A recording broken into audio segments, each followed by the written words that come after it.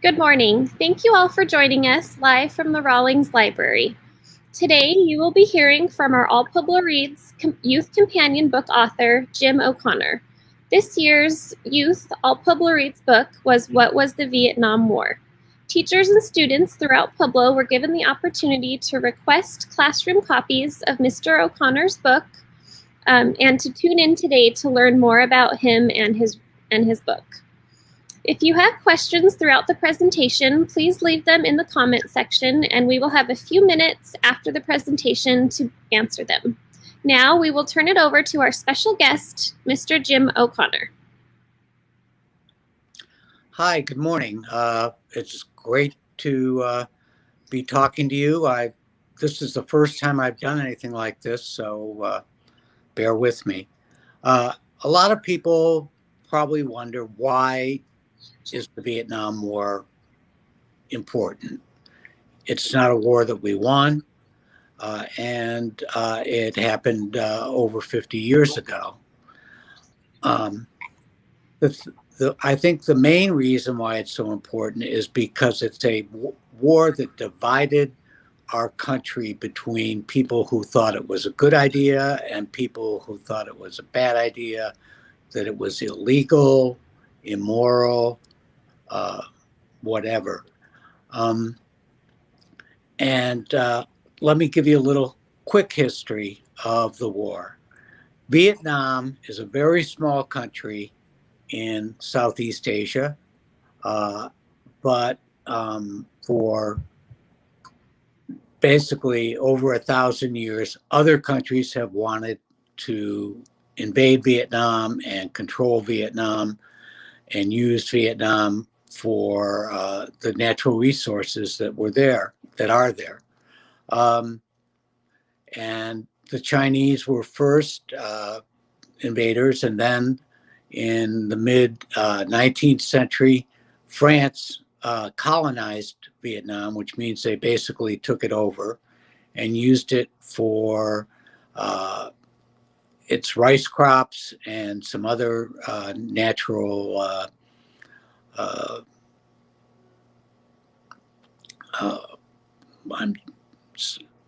and for other reasons. And the French were not a good colonizer. They exploited Vietnamese people. They introduced them to the use of opium and to make them addicted. And they also took so much of rice from Vietnam that there was not, and sent it to France, that there was not enough rice. So people were very upset, and a man named Ho Chi Minh led a revolution against the French, and they were thrown out of Vietnam in 1954.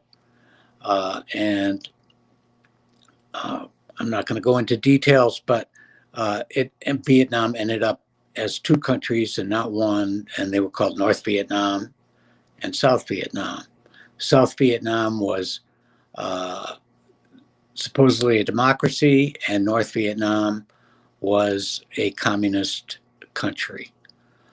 And there was immediate problems, friction, and war broke out.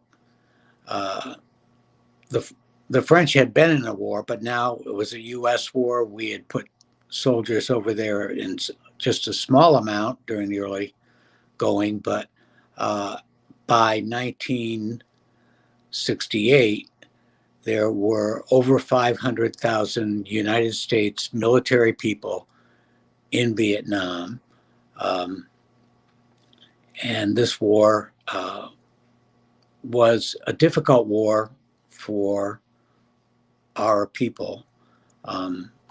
Vietnam is a tropical country, very, very warm and humid much of the year.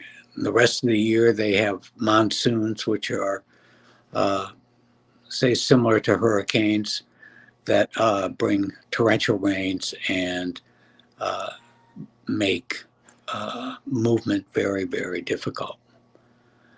The Vietnamese, the North Vietnamese, were the people who were trying to take over South Vietnam, and they were waging a guerrilla war, which means that they would attack someplace and then disappear into the jungles, into the mountains of Vietnam. It was very hard for our troops to engage with them, and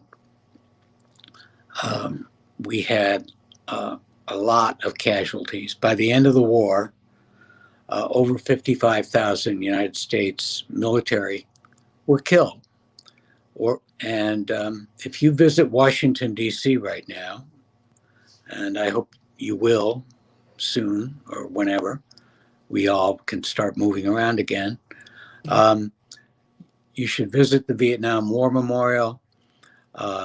It was designed by a young woman named Maya Lin, who was a student at Yale University at the time. And it basically consists of two huge black walls of polished black marble.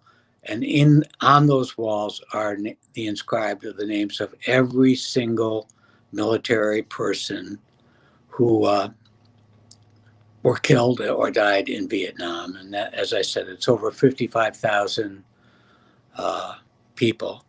They are predominantly men, but there are 8 women listed on the wall, excuse me, who were nurses and died in helicopter crashes or just from combat. As I said, the war was very, very controversial. A lot of people, especially older Americans, thought that it was a good war because we were fighting to keep communism out of Vietnam and out of Southeast Asia. And the way to do that was to win the war and get the North Vietnamese out of business, put the military out of business. This didn't go as planned. As I was saying, it was a very hard war. The Vietnamese, the North Vietnamese, used what was called the Ho Chi Minh Trail, which was actually not a trail, it was a highway through the jungle that they used to move people and military equipment into South Vietnam. And in South Vietnam, another rebel group called the Viet Cong took up residence and built a huge series of tunnels that you can still see if you visit Vietnam. And they had hospitals in those tunnels, they had kitchens, they had, excuse me, places to sleep. And that if it was very possible, they were well hidden. So American troops could literally walk over the tunnels and not know that they were there. The Vietnamese were also very good at booby traps, which injured or killed many, many United States servicemen. There would be a hole with sharpened stakes in it, and then was covered with grass and jungle growth, and then a soldier could walk along and step into the hole, fall into the hole, and be injured or killed by those stakes. That's just one of the many booby traps they had. Finally, in 1974, um, the United States realized that the war was not going well. At home in the United States, there were a lot of there was a lot of opposition from mainly, but not entirely, from young people. Uh, Young men at that time could be drafted into the army, and if you were drafted, you were more than likely to end up in Vietnam, fighting a war that you didn't understand or didn't believe in. Some American men, young men, went to Canada or other countries rather than serve in the army. And it was a very divisive time. Finally, the United States negotiated a treaty to end the war. In 1975, all the United States military left the country. And they took many of the Vietnamese who had helped them, but not all. The North Vietnamese took over South Vietnam completely and put between 1.5 million and 2 million Vietnamese in what they called re-education camps, which are basically prisons, but where they use these people as slave labor and supposedly converted them to communism. Today, if you visit Vietnam, and I did visit Vietnam a few years ago, it is a thriving country. It is, although it's a communist country, it also is what people term entrepreneurial, which means they are industrialized and modern and making a lot of clothing for the United States and for other places. The people are very friendly to Americans who visit, even people who are in the military. And it's a lovely country, a really beautiful country. And the people are particularly friendly to tourists and Americans, which is, I think, catches some of us, some Americans, by surprise, because this was a brutal war that lasted almost 20 years, and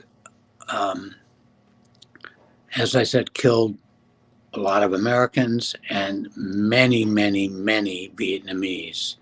Probably 2 million civilians and another 250,000 North Vietnamese soldiers or Viet Cong soldiers. So it would not be unusual if the Vietnamese held a grudge against us, but they didn't, or they don't. And of course, one of the reasons is because they won the war. That's another reason why it's important to study the Vietnam War, because it is a war that we lost. It's also a war that was never officially declared a war by the United States Congress, but that's another story. I was drafted myself into the Army in 1969, and I spent 2 years. I did not end up in Vietnam. I was convinced I was going to go to Vietnam because of my job in the Army, which was a military policeman. But instead, I ended up in Alaska and never saw Vietnam until 2012. So many, many years later, I finally went to Vietnam, but it was my idea and not the government's.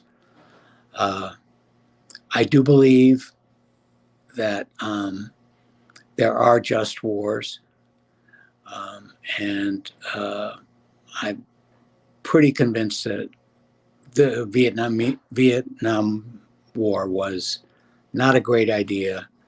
I don't think we could ever have won it because the Vietnamese had been fighting invaders for 600, 700 years, and they are a people that are not going to be conquered unless there was some talk of bombing North Vietnam back to the Stone Age. In other words, just wiping out the entire country, killing millions and millions of people, and that was a ridiculous idea. You don't win a war if you kill everybody and destroy a country. So I'm going to.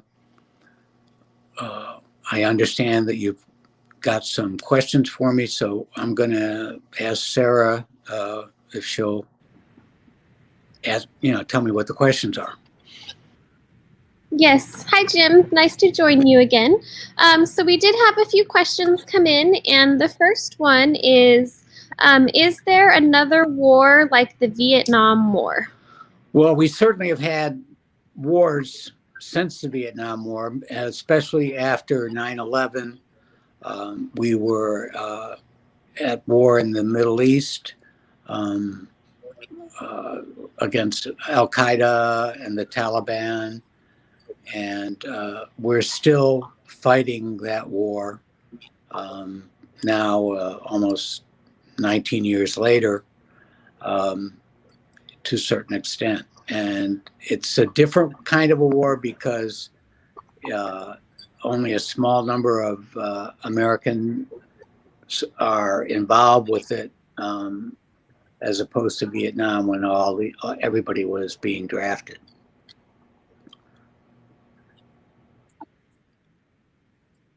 Thank you, Jim. And our next question that came in is, are there people that fought in the Vietnam War that are still alive? Yes. Now, they're probably, they're my age. They're in their 70s. And so it would be your grandparents, your grandfathers, really, who might have been in the Army, Navy, Marines, Air Force, and served in Vietnam. Because the war ended in 1975 and everybody left Vietnam, that is sort of the dividing line of people who were there or people who weren't. So basically, it's your grandparents or your grandfather who was there and hopefully is still alive and in good health. Great. And our last question is, why didn't more countries get involved in our conflict with Vietnam? Well, that's a hard question. There were a few military from other countries who were in Vietnam as sort of a token force. They weren't really in combat. They were more there to show that their government supported our government.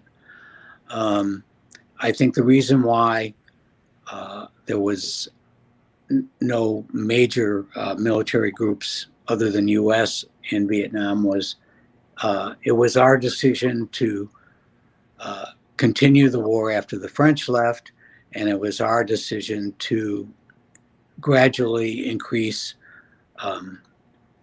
the number of military in Vietnam and to make the war, if you want to say, bigger than it had been when the French were there. And it was took a while for everyone to realize that we were not going to win the war and we were better off leaving Vietnam alone. So that's how it is. Great. Thank you, Jim. Those are all the questions that we have for today.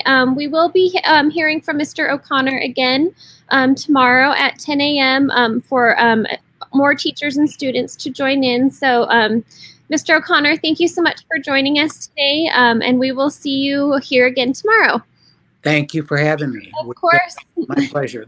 All right, we'll see you tomorrow. Thank you. You're welcome. Bye-bye. And thank you all for joining us today. Like I said, we'll be back tomorrow at 10 a.m. For another conversation with Mr. O'Connor. And we appreciate you joining in for this All Pueblo Reads Youth Companion presentation. Thank you.